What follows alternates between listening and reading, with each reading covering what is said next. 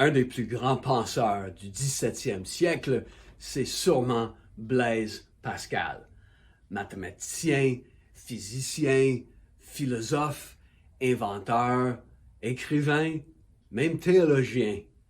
Il a beaucoup accompli dans sa courte vie quand il est décédé à l'âge de 39 ans. Ses contributions aux mathématiques sont nombreuses. Le triangle de Pascal, le pari de Pascal, la théorie des probabilités, employée encore aujourd'hui en sciences actuarielles. En sciences, entre autres, il a prouvé sa théorie de la pression atmosphérique. À l'âge de 19 ans, il a inventé la première machine mécanique à calculer, appelée une pascaline.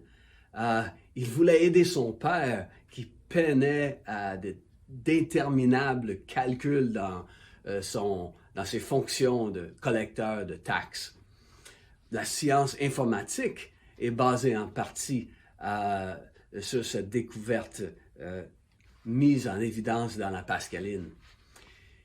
Il était un jeune homme fort riche, avait une réputation un peu libertine, mais en ce jour, le 23 novembre 1654, Blaise Pascal, un mois après un accident de voiture, de wagon, qui aurait pu lui être fatal, il connaît une expérience qui va changer sa vie. Selon ses dires, entre 22h30 et minuit 30, il a une intense vision qu'il transcrit ensuite dans une brève note, appelée aujourd'hui le mémorial, qui est préservé à la Bibliothèque nationale de la France, et où on lit ce qu'il a écrit. Je vais vous le lire. Feu, Dieu d'Abraham, Dieu d'Isaac, Dieu de Jacob, nom des philosophes et des savants.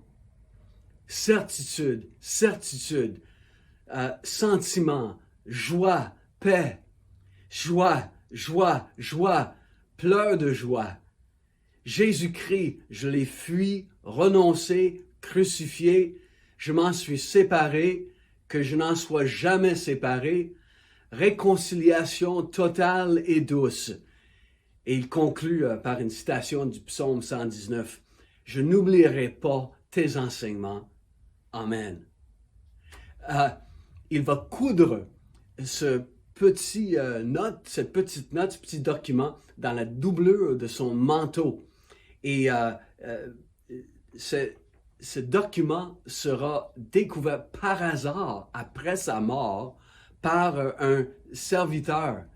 Sinon, on n'aurait jamais su ce qui est arrivé et on n'aurait jamais connu cette belle expérience qu'il avait eue dans la présence de Dieu.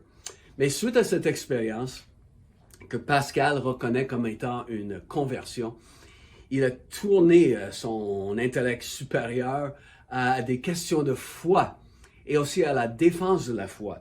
Il a écrit les pensées, principalement une apologétique, autrement dit une défense de la foi chrétienne contre les sceptiques et les libres penseurs de son époque. C'est considéré comme un chef-d'œuvre de la littérature française. Et dans les pensées de Pascal, on a des réflexions telles: il y a un vide en forme de Dieu dans le cœur de chaque homme qui ne peut être rempli par aucune chose qui a été créée, mais seulement par Dieu le Créateur, qui s'est fait connaître aux hommes par Jésus. Et en ce jour, en 1654, Dieu a rempli ce vide par Jésus-Christ dans le cœur de Blaise Pascal.